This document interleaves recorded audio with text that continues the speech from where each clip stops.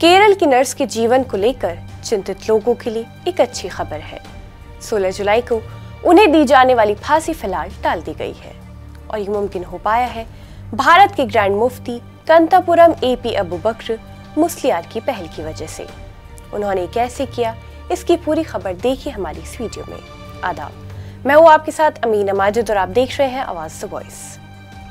सारे देश की निगाहें केरल की नर्स निमिषा प्रिया की जिंदगी पर टिक गई थी, जिनके लिए 16 जुलाई उनकी जिंदगी का आखिरी दिन हो सकता था।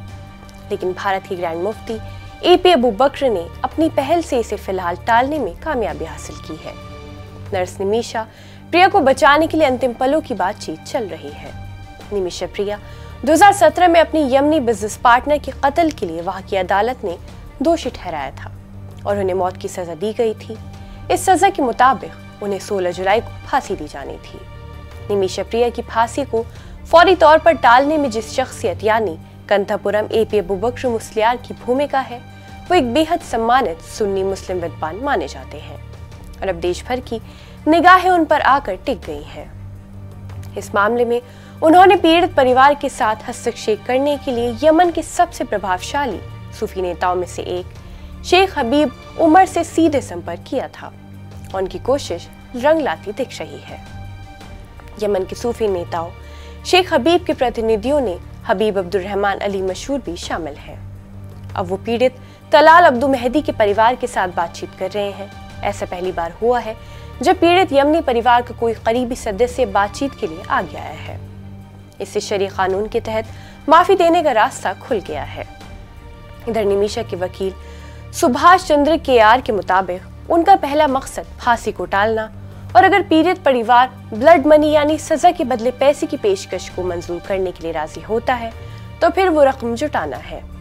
आपको बता दें कि शरीय कानून के तहत पीड़ित के परिवार को दोषी को बिना शर्त या रक्तदान के बदले में क्षमादान देने का अधिकार होता है, लेकिन ये माफी तभी मानी जाती है जब पीड़ित की फैमिली के सभी नजदीकी रिश्तेदार इसके लिए राजी हो। निमिषा के मामले में सबसे बड़ी मुश्किल यही है कि भारत में यमन का कोई दूतावास नहीं है और न ही वहां का कोई डिप्लोमेट भारत में है। दूसरी तरफ भारत ने वहां के शासन को मान्यता भी नहीं दी है। इस बीच भारत में सुप्रीम कोर्ट इस मामले की बारीकी से निगरानी कर रहा है।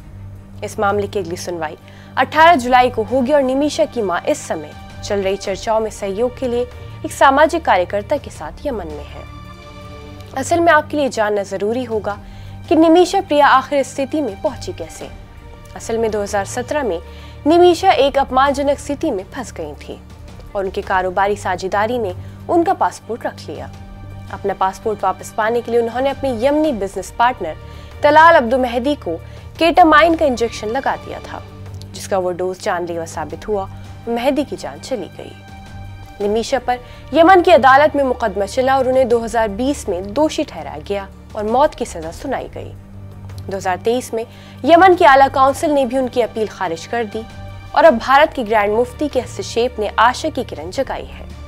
निमिषा के लिए ग्रैंड मुफ्ती की इस पहल के बाद और अंतर्राष्ट्रीय समर्थन बढ़ने के साथ निमिषा प्रिया की किस्मत अब पीड़ित परिवार के हाथों में है और शायद माफ कर देने की इंसानियत पर।